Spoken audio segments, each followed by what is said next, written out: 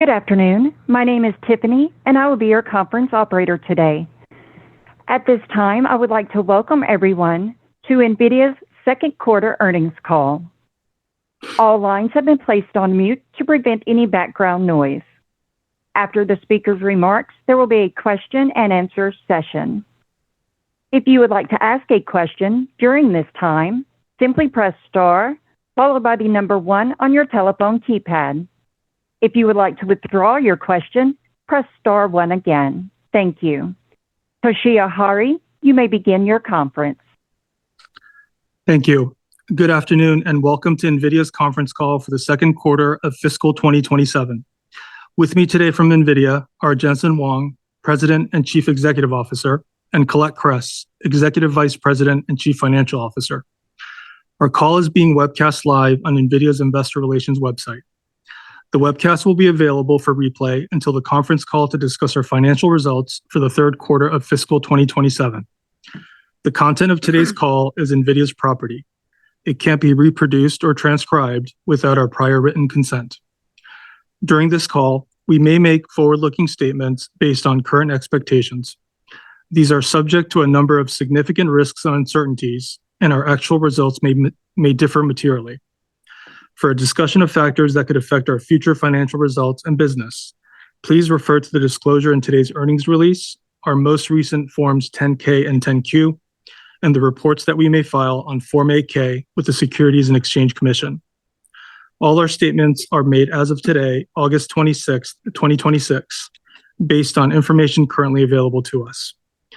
Except as required by law, we assume no obligation to update any such statements. During this call, we will discuss non-GAAP financial measures. You can find a reconciliation of these non-GAAP financial measures to GAAP financial measures in our CFO commentary, which is posted on our website. With that, let me turn the call over to Colette. Thanks, Toshiya. We delivered another outstanding quarter with record revenue, operating income, and EPS. Total revenue of $96 billion, more than doubled year over year as growth accelerated for the fourth consecutive quarter. The surge in AI demand is driving a global infrastructure build-out, supported by an expanding and diverse set of growth opportunities, spanning hyperscalers, AI labs, AI natives, enterprises, and sovereign customers. We expect to grow revenue by approximately 70% in fiscal 2028. This is a supply-constrained outlook. Q2 data center revenue increased 18% quarter over quarter to $89 billion, with strong contributions from both sub-segments, hyperscale and ACI&E, which includes our neocloud, industrial, and enterprise customers. Hyperscale revenue of $49 billion grew 13% sequentially, driven by sustained strength in Blackwell, reinforcing that more compute drives more revenue. As new GPU capacity comes online, our hyperscale customers delivered strong financial results in the quarter with accelerating revenue growth and expanding margins. With cloud industry backlog now greater than $2 trillion, CapEx by the top 5 hyperscalers is expected to reach nearly $800 billion in 2026 and $1.3 trillion in 2027. Today, we are delighted to announce an expansion of our partnership with AWS. Building on its already vast installed base of NVIDIA compute, AWS is deploying an additional 2 million GPUs starting this quarter through the second quarter of fiscal 2029, along with Vera CPUs, some integrated with Rubin, others standalone. AWS will serve NVIDIA Nematron family of open models on Amazon Bedrock and SageMaker. Amazon will also adopt our full physical AI stack, Omniverse, Cosmos, Isaac, and Jetson, to power its fleet of warehouse robots. ACI&E revenue of $40 billion increased 25% sequentially and 138% year over year. Growth was driven by neocloud capacity additions to meet the rising demand from enterprises, AI startups, and sovereigns, as well as hyperscalers purchasing capacity to supplement their own build-outs. Using NVIDIA DSX reference designs, our NeoCloud partners are bringing capacity online faster and at lower token cost. They are expected to exit the year with 8 gigawatts in total installed capacity, up from approximately 3 gigawatts at the end of 2025. Incredibly, we are seeing demand acceleration even at our scale. Customers' forecasts point to our growth doubling next year. However, as I mentioned earlier, we expect to grow approximately 70% as we are supply constrained. NVIDIA Compute is fully utilized across every cloud we serve. The economic value it generates for our hyperscale, NeoCloud, and AI lab partners keeps rising. Besides building the best AI computing technologies and the most capable supply chain, NVIDIA has 3 unique capabilities that are engines powering our growth. First, NVIDIA's architecture runs every model, and we're growing share as closed and open model adoption grow. Closed and open models alike, adoption is skyrocketing. NVIDIA runs the leading closed models, OpenAI, Anthropic, Grok, Meta, Gemini, and the leading open models, TML, Mistral, Quinn, Kimi, GLM, DeepSeek, Minimax, and Nematron. We're great at small models and giant ones, large or video, auto, regressive, or diffusion, in the cloud or in the edge. NVIDIA is great at training, great at inference, great at agentic workloads. One platform, fungible for every model and workload, durable for the entire lifecycle of AI. That combination of performance, fungibility, and durability is what makes NVIDIA the productive and financeable compute infrastructure. Our second unique capability is our full stack AI factory platform that is expanding our share of the data center TAM.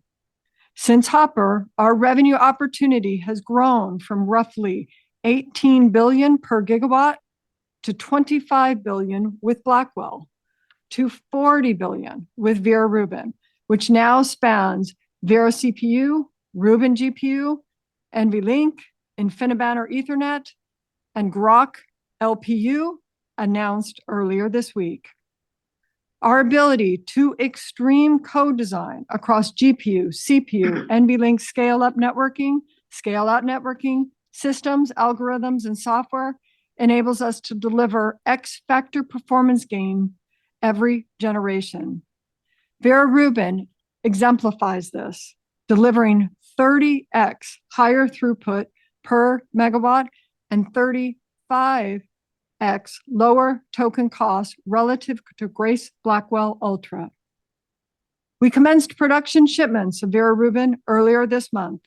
Having already received purchase orders from every major hyperscaler, AI cloud, and system OEM, we expect Vera Rubin to mark the fastest product ramp in NVIDIA's history. Our networking business had another record quarter with revenue growing 18% on a sequential basis. Spectrum X Ethernet, which grew 2.6x on a year-over-year basis, is already helping us become the largest and fastest growing network company in the world. Rising adoption of agentic AI is driving an acceleration in demand for data center CPUs. Our Grace CPU, introduced in 2021, has been a great success, with revenue on a trailing 12-month basis exceeding $5 billion. Today, we are in full production of our next generation Vera CPU. As a standalone product, Vera expands our TAM even further. Vera completes agentic tasks 1.8x faster on the spec benchmark and provides 5 times the bandwidth per watt than any other data center CPU. We expect Vera to be deployed by every major hyperscaler, NeoCloud, AI lab, and system OEM, with shipments already underway to our lead partners, including OCI, SpaceX AI, and starting this quarter, AWS. We continue to see demand for approximately 20 billion in total server CPUs. And based on our customer demand and improving supply outlook, our preliminary expectation is for CPU revenue to more than double in fiscal 28, positioning us as one of the world's leading server CPU suppliers. Since the announcement of our Groq partnership last year, we've been working to unite NVIDIA's high throughput and Groq's high interactivity architectures.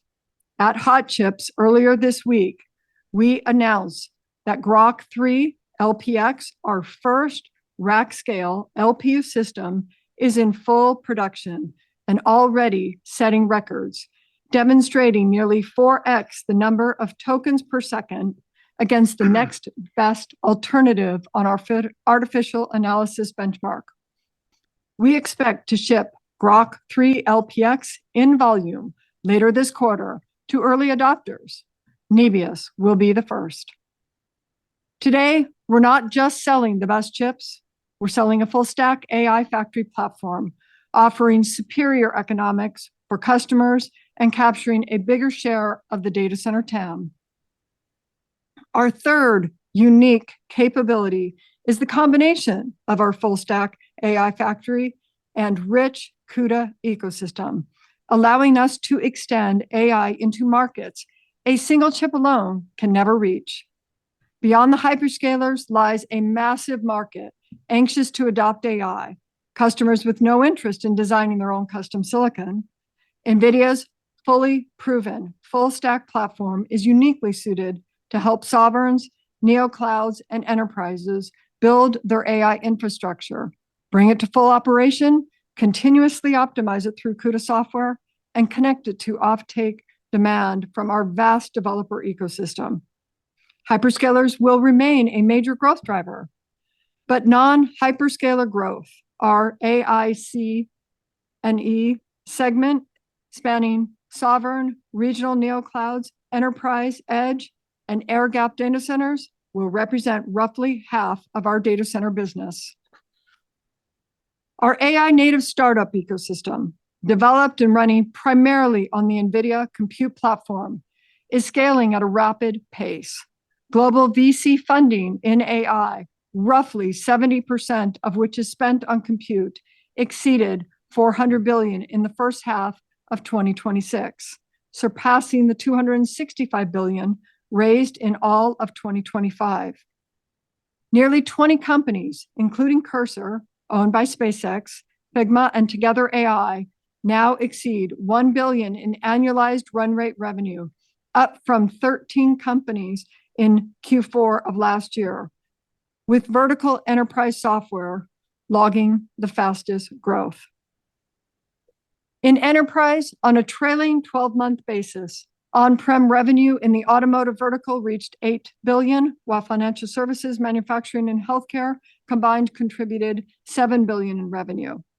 Hudson River Trading and Jane Street are leveraging NVIDIA's powered AI factories to accelerate quantitative trading. Samsung Electronics is using NVIDIA Cullitho to achieve up to 20x greater performance in computational lithography, while Bristol Myers Squibb is investing in Vera Rubin AI Factory, a fast follow to the Roche and Lilly buildouts, as drug R&D timelines compress from years to months. In sovereign AI, our business, primarily through the regional neoclouds, grew 35% sequentially and more than tripled year over year in Q2. A country or region can allocate land and power directly to a regional cloud partner in ways it never would to a foreign hyperscaler. We don't own a cloud ourselves. We are a neutral partner to every sovereign and neocloud. And because NVIDIA compute is productive, fungible, rentable, and durable, regional cloud interest is surging around the world. We helped CoreWeave, Nebius, and Nscale build entire infrastructure businesses, and neoclouds are emerging everywhere. Firebird in Armenia, Cassava Technologies across Africa, GMI Cloud in Taiwan, Yoda and NASA in India, Firmus in Australia, YTL AI Cloud in Malaysia, pairing local land, power, and operating expertise with our platform. Last month, we announced a partnership with Noetra, Japan's national AI company, to build an NVIDIA DSX AI factory that will create open models to power AI agents, digital twins, robotics, and physical AI applications. South Korea's LG and Hyundai Motor Group are partnering with NVIDIA to build and scale AI. And in Europe, a record 35 new NVIDIA-powered AI supercomputers were unveiled to advance industry and scientific breakthroughs. Neoclouds are seeing strong demand pipelines from many diverse off-takers. Rather than allocating their entire capacity to a single long-term offtake guarantee that lenders typically require to finance a data center independently, we have introduced a revenue-sharing structure. NVIDIA provides a take-or-pay commitment on a portion of the facility's capacity, a minimum revenue guarantee that gives lenders the confidence to underwrite the project, and in exchange, we share in a portion of the Neocloud's revenue earned above that floor. Independent capital still underwrites every deal on its own merits. We're not making loans. In this model, we get paid twice, once on the hardware sale and again through the share of rental revenue, a highly reoccurring stream layered on top of a one-time equipment purchase. Over time, this model can expand our addressable market and create reoccurring usage-linked revenue stream alongside our core platform revenue, with the potential to drive billions in revenue over the medium to long term. Together, NVIDIA's three unique capabilities: a platform that runs every model, a full-stack AI factory platform capturing more of the data center TAM, and a CUDA ecosystem that extends AI into markets no single chip could reach alone, reinforce one another, and are the engines of our growth. Let me update you on our progress with our Frontier AI Labs. The Frontier AI Labs have extraordinary demand for training and inference compute, but they are growing faster than what their balance sheets and credit profiles can support. They have rapidly growing customer demand, yet still lack the decades-long infrastructure contracts and investment-grade financing capacity needed to secure the AI factory infrastructure independently. In other words, their growth isn't limited by their technology or customer demand. It's limited by compute. For these companies, more compute means more intelligence, more users, and more revenue. NVIDIA is needed to help power this flywheel. First, we've invested nearly $50 billion in the Frontier AI Labs. This was a meaningful commitment, but it represented a small fraction of our expected free cash flow over the same period. Further, to support the Frontier Labs infrastructure buildouts, we recently announced partnerships with 6 of the world's leading infrastructure capital providers: Apollo, BlackRock, Blackstone, Brookfield, Goldman Sachs, and KKR, to establish financing platforms that will raise over $500 billion of third-party capital. With these partnerships, building on our unique, fungible, and durable computing platform, the AI Labs will be able to build and assess AI infrastructure funded by long-term institutional capital at relatively attractive rates. Last week, we announced that we secured land power shell capacity through our partnership with SoftBank Energy to exclusively host NVIDIA Compute at their Portsmouth campus. The initial deployment, expected to support 4.25 gigawatts of AI factory capacity, will be utilized by OpenAI. Each generation of NVIDIA AI factory systems deployed at Portsmouth could represent approximately 1.5 million NVIDIA GPUs, and over 20 years, the site could support multiple upgrade cycles. Here's the essential economic point. The LPS commitment secures a long-lived AI factory site while the NVIDIA compute within the data center can be upgraded repeatedly. This project deepens our longstanding partnership with OpenAI. OpenAI has committed to substantially deployments of NVIDIA AI infrastructure through 2030. OpenAI's existing and planned commitments represent approximately 12 gigawatts of NVIDIA compute. For another frontier AI lab, we will provide selective credit enhancement for nearly 2 gigawatts of compute. This complements the substantial NVIDIA compute capacity they've secured independently without NVIDIA's credit support. We recognize the scale of this support, and we know some will call this circular financing. We see it differently. We're going through a major computing platform shift, the creation of one of the most important technologies in human history, and these are once-in-a-generation companies. Their technology leadership is proven, and their customer traction and usage are skyrocketing. We expect them to become the largest technology companies in history. We believe these investments, measured against the strength of their demand, the business they create for us, the ecosystem they build on NVIDIA's platform, and the equity returns on our invested capital will be excellent. And our risk is limited. The NVIDIA compute platform is fungible and durable and can be redeployed to support other customers. For context, we expect demand from the AI labs for which we expect to leverage our balance sheet to contribute toward roughly a quarter of our business next year. This remains compute we ship will be consumed by investment-grade customers or those that are backed by one. In Q2, we shipped less than 1% of our total data center revenue in Hopper 200 products to customers based in China in accordance with the US government licenses.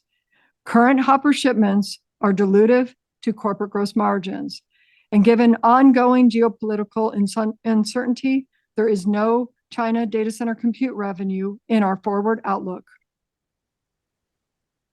Moving to the rest of the P&L, GAAP and non-GAAP gross margins were both 75%, largely unchanged from last quarter due to a similar product mix.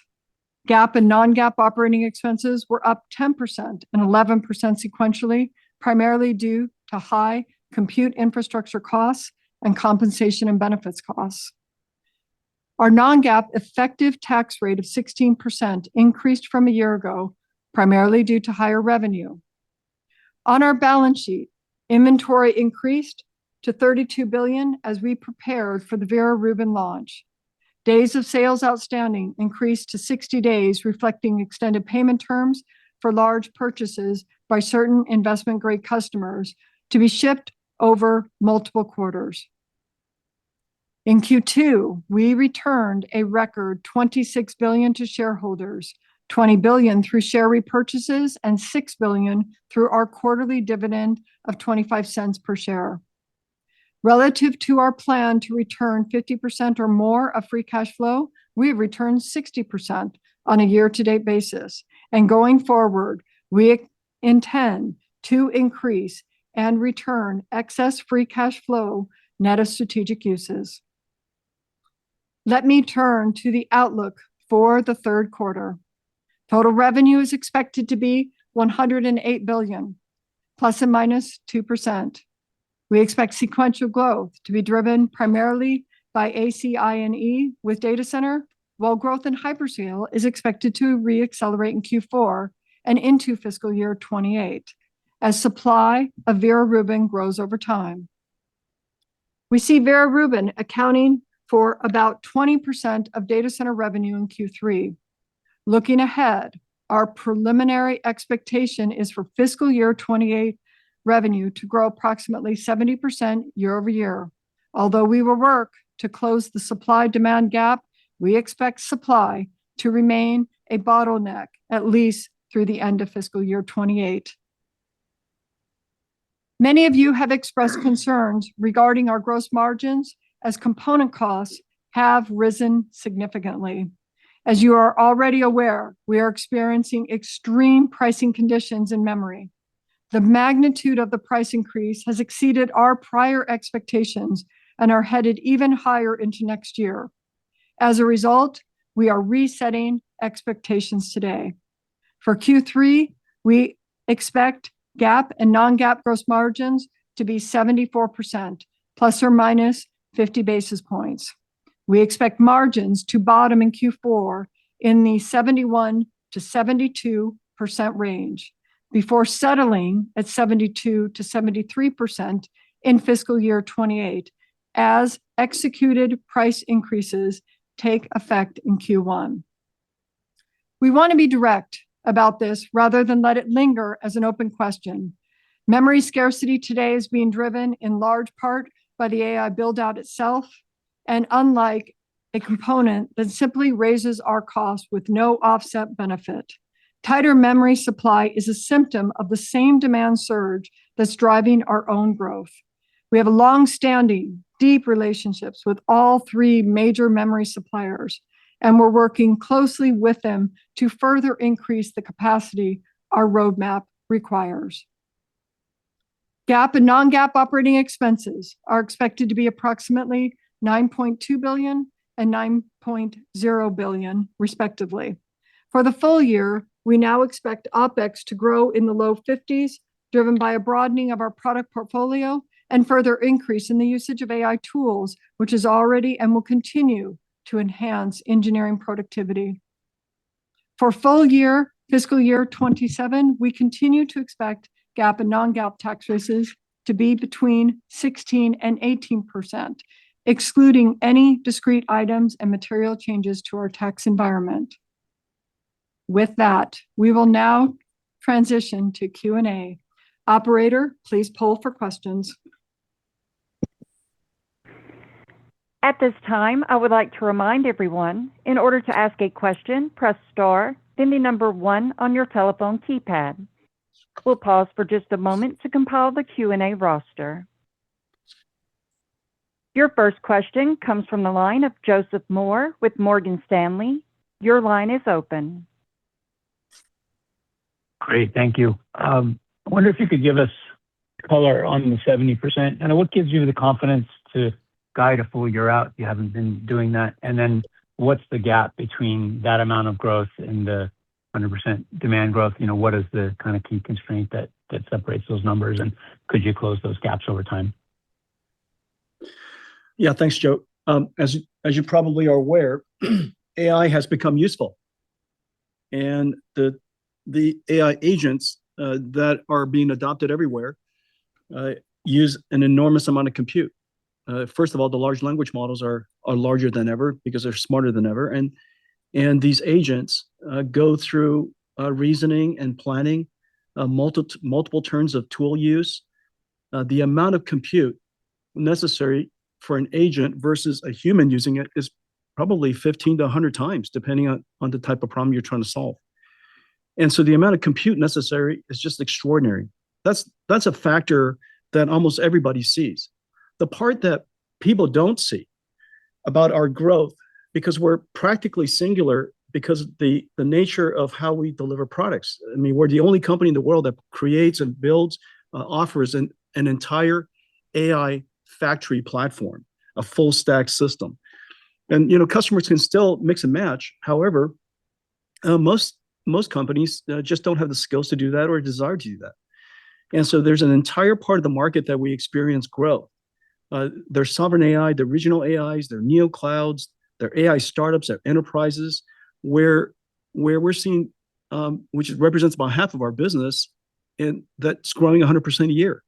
That part of the world's computing is likely to be larger over time than even what we're currently experiencing in the cloud.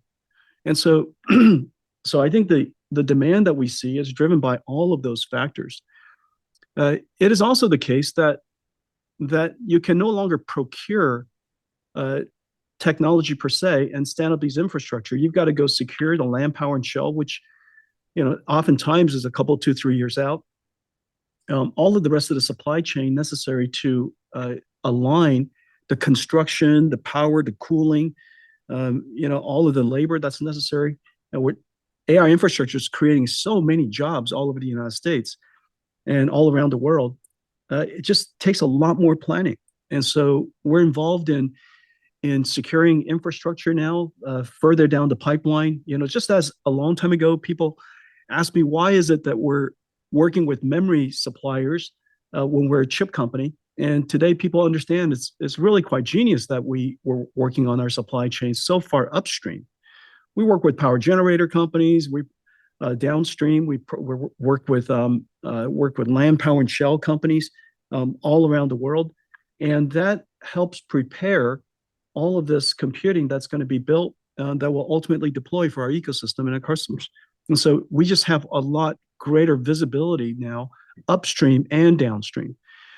It is the case that we've never forecasted or never guided to a year in advance. And even though our demand is much greater than 70%, our supply allows us to confidently deliver 70%. And we're going to continue to work with our supply chain to increase on that. But what we wanted to do is to be consistent with everybody, from our customers, our shareholders, our supply chain. Everybody sees the same view. And the reason why that's important is because, everybody's putting a lot of resources at play. And so we wanted to make sure that everybody has the same set of information. And we've got a huge year coming up next year. And it's going to be pretty extraordinary. Your next question comes from the line of C.J. Muse with Cantor Fitzgerald. Your line is open. Yeah, good afternoon. Thank you for taking the question. There's tremendous investor focus on your inference market share.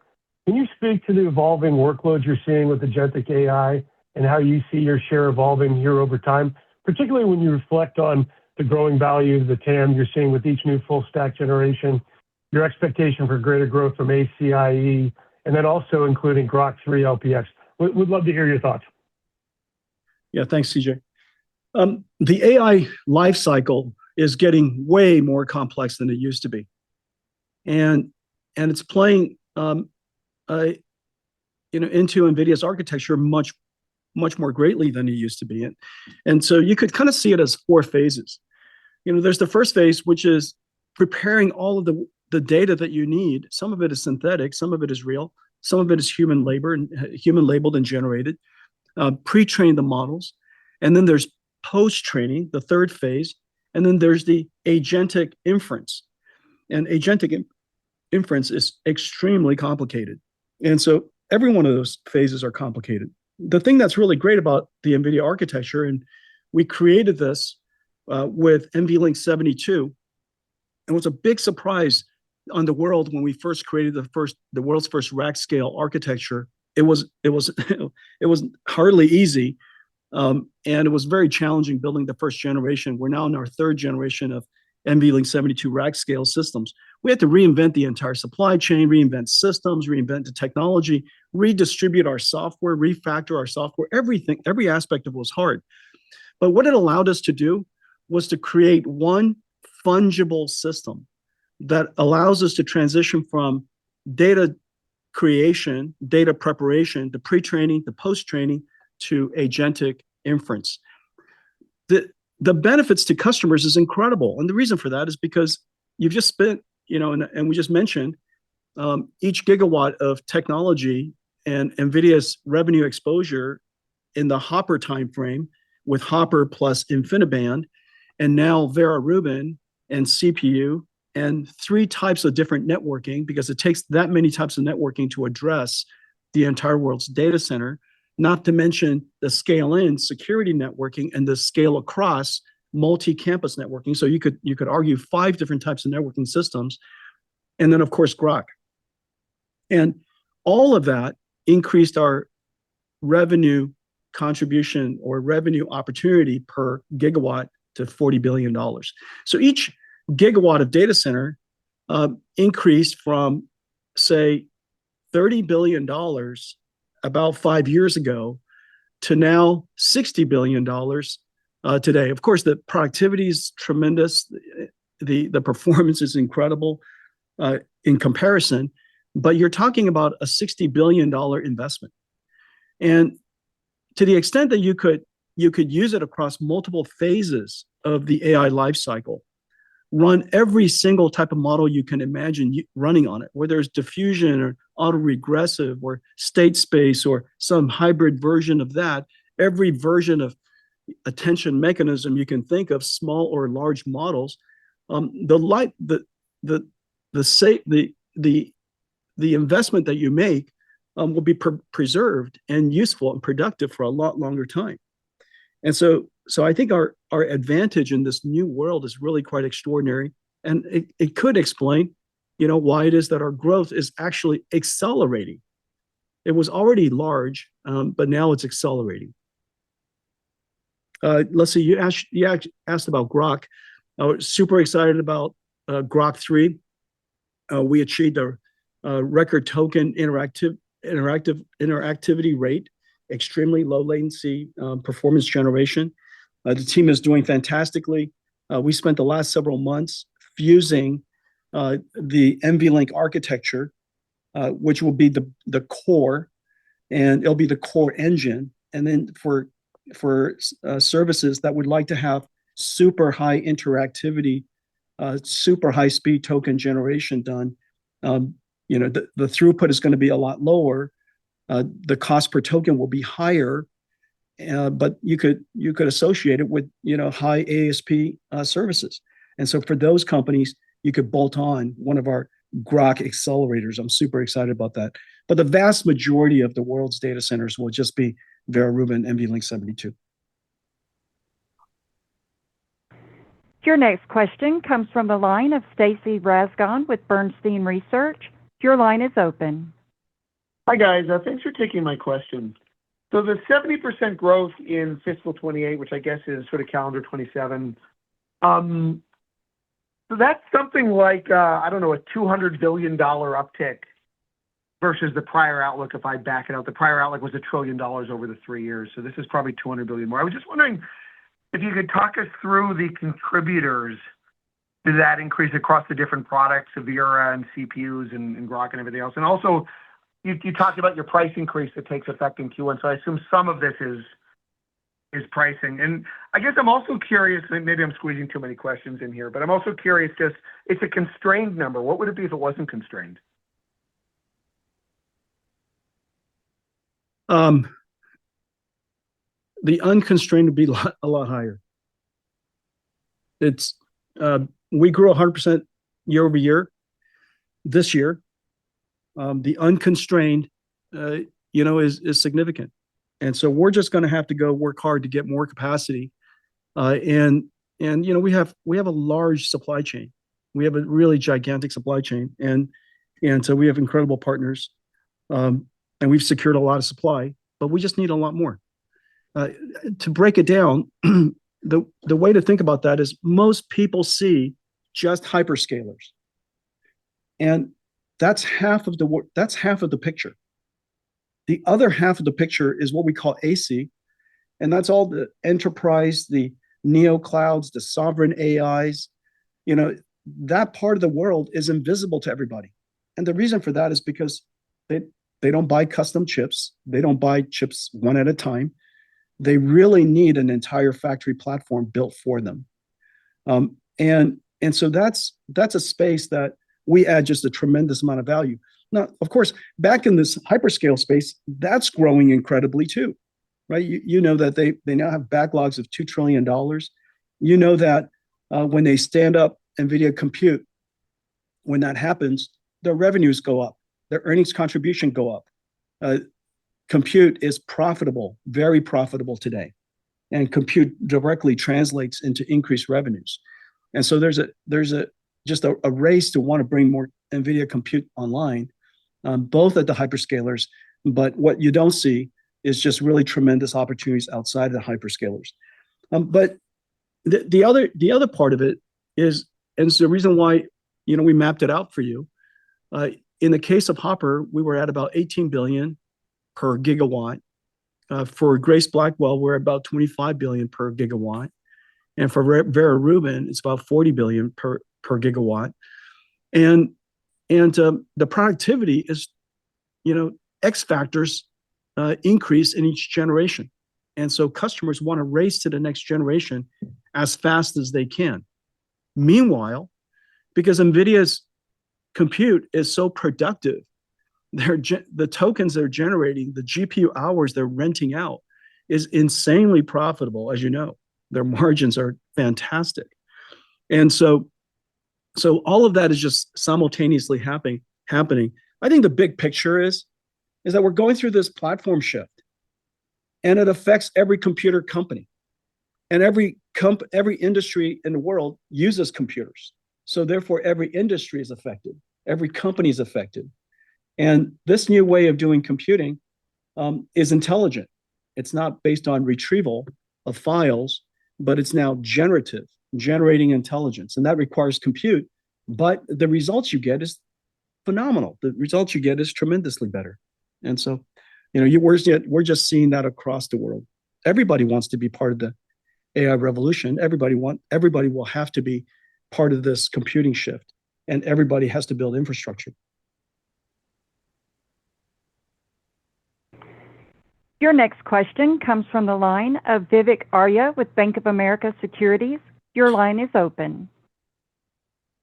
Thanks for taking my question, and thanks for providing all the transparency and all the commitments and guarantees that you have for a number of years. When I just add up everything that's in the CFO commentary, I get to a number of about $500 billion or so, obviously over the next several years.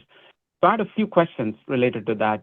First is that the takeaway, that the sum of all your ecosystem investments over the next several years is in that ballpark, or are there other equity or other investments that could still be ahead?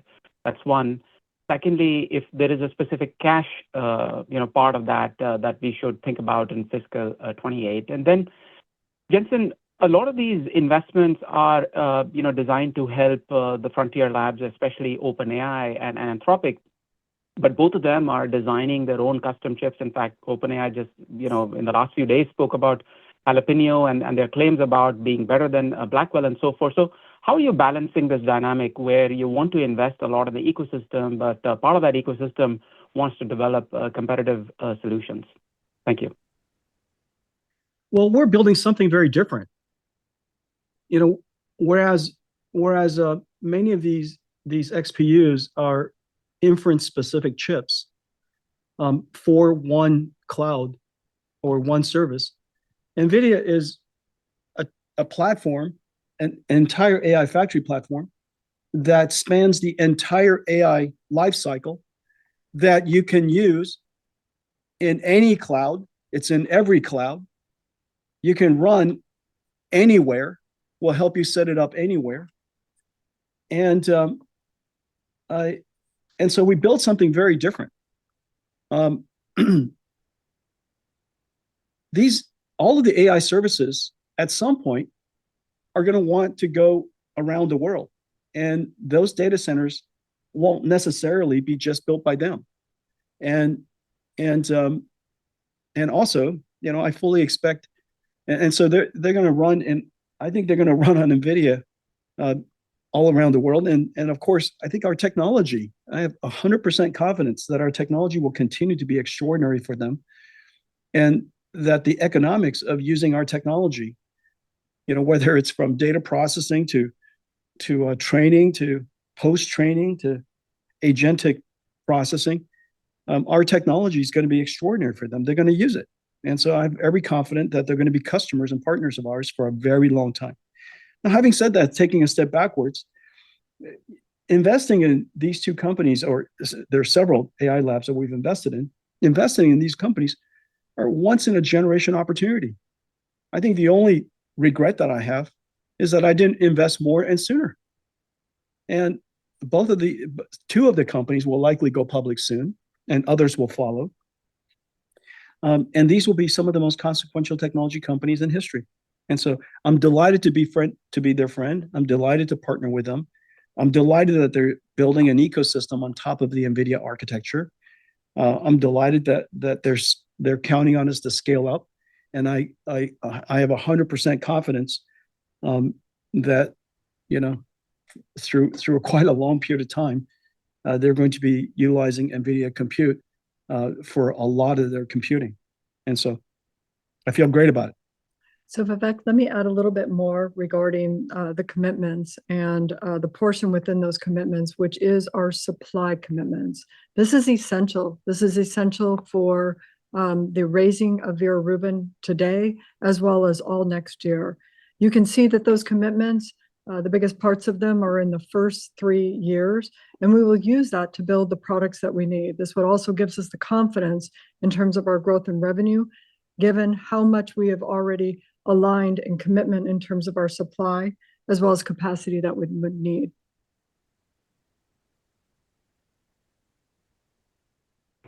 Your next question comes from the line of Timothy Arcuri with UBS.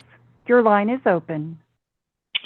Hi, thanks a lot. Jensen, I wanted to ask about open source. There's a lot of talk about that these models could gain share for workload in the US. You're obviously well positioned with Nemotron, but on the other hand, a lot of the end demand is being driven by these big frontier model companies. So there's a lot of investors that equate open models as being negative for the growth of those companies. So how do you sort of put and take that? Do you see the rise of open models as being good for NVIDIA or ultimately negative? Thanks. The world will need both closed models and open models. And both closed models and open models are skyrocketing in use. I would say nearly all open models run on NVIDIA. And the reason for that is because NVIDIA's footprint around the world is the highest.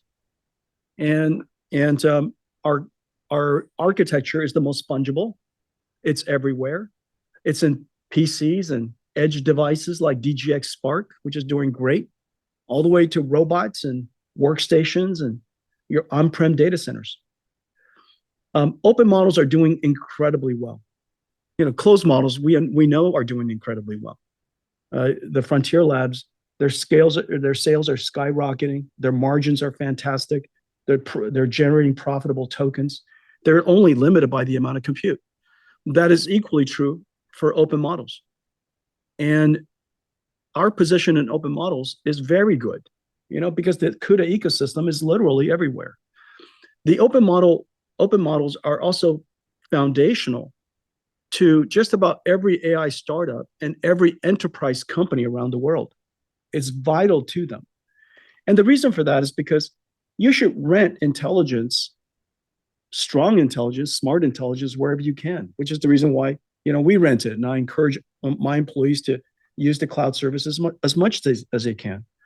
But every major company and surely every country and every startup needs to build their domain specific, their proprietary AI, their proprietary alpha. And the open models reaching frontier levels has made it possible, has enabled them to all do that. One of the areas where frontier models is vital is cybersecurity. You see the number of cybersecurity companies that are enabled by frontier models so that they could have massively distributed, continuously running autonomous cybersecurity systems to defend. Those companies are emerging. There's some amazing companies. They couldn't do it without open models. And so open models is both incredibly successful and has finally reached the frontier, but it's also vital to the American economy. It's vital to the world economy. It's vital to companies to build their own proprietary AI. You can't do it without one or the other. Both are going to be extraordinarily successful. And lastly, as you know, our market footprint of all AI models, I think we're the only platform, I'm fairly certain we're the only platform that runs every frontier model. And whether it's closed or open. Most of them were built on NVIDIA, and so they run great on NVIDIA. And so we're delighted by any model succeeding, so long as models succeed. I'm very happy. And both closed and open models are going to succeed, and They're both simultaneously driving our sales. Your next question comes from the line of Ben Brightsis with Melius Research. Your line is open. Yeah, hey, thanks. I wanted to ask you a question, Jensen, about demand in a different way. You talked about demand growing 100% next year, and I wanted to kind of get a sense for a couple things driving that and even beyond that. And there's two concepts here. There's recursive self-improvement, which apparently at Anthropic and OpenAI is going very well with AI that improves itself. And even OpenAI said they could hit AGI by the end of this year. And with the developments in RSI as well as AGI, what happens to industry demand? Does it inflect further? And what does it mean for NVIDIA when those things take place? And how are you looking at that as a demand catalyst? Thanks. I appreciate that. It's going to inflect further. Today, the vast majority of AI is prompted by people. I believe that this last month it has crossed. Most AI are now agentic, but in the future, every company will have a whole bunch of agents. We have 40,000 employees roughly. In the future, we'll have 400,000 agents, 4 million agents, and those agents are running continuously. They're running in the background. If you know anybody who builds edge, personal AI agents, and they run it on their like a DGX Spark, and I know a lot of people who run it on DGX stations. This incredible workstation that we built, and you can buy it from Dell, and they're incredible. And these AI agents running on a DGX station runs 24/7 because you got stuff for it to do all the time. And so when the world goes to fully agentic systems, you're going to have agents running all the time, working with other agents running all the time, and those will be working in the background, improving your company, improving your lives. In a lot of ways, we're kind of recursive at this point. And you could argue it's coarse-grained, but every time you run through an agent, it reflects on how it could do a better job next time, and it updates the skill file. And so the skills document, the markdown, is updated at the end of every single one of them. And so next time you run it, it's going to get better. It's a kind of a loosely coarse-grained self-improvement.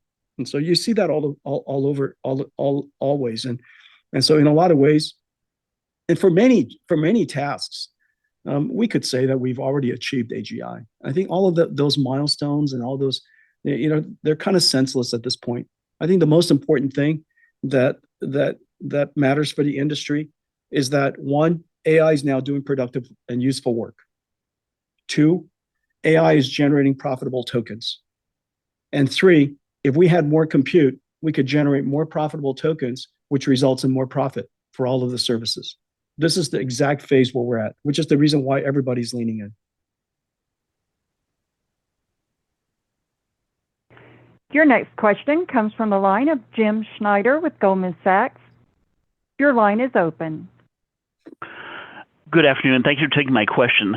If you think about the 100% growth you talked about in terms of the unconstrained demand growth you're expecting, the 70% you expect to fulfill in terms of supply, can you maybe talk about or rank order some of the most acute constraints, whether that be things like data center power and shell availability, DRAM, wafer foundry availability, et cetera? If you could maybe help us understand, which are the biggest among those, that would be very helpful. Thank you. There's something funny I could say, but I'm going to just not.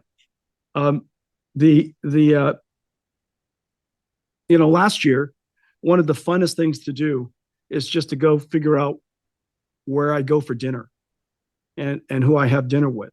And their stock price doubles the next day.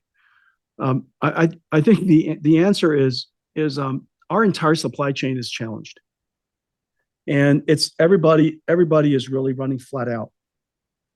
And more capacity is coming online all the time, which is one of the advantages. What's going to happen this year? It's not going to come online in just an instance in time, but it's going to come online every day. Yields are going to get improved. We're going to be doing yield improvement. We're going to work hard on working with every one of our suppliers, and so it's not even next year yet. And so we've got lots and lots of time to work hard every day.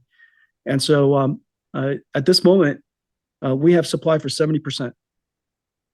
We have more supply than 70%, but about 70%.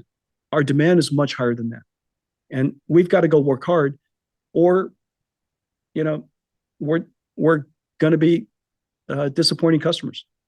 And we like not to disappoint our customers, and we like to work hard for them. And so I'm going to need the help of the entire supply chain to help me out here. But they all know that. What I'm telling you about our needs for next year is exactly consistent with what I've told them. Everybody's on the exact same song sheet, and I'm trying to be as transparent as we can because we're talking about big numbers.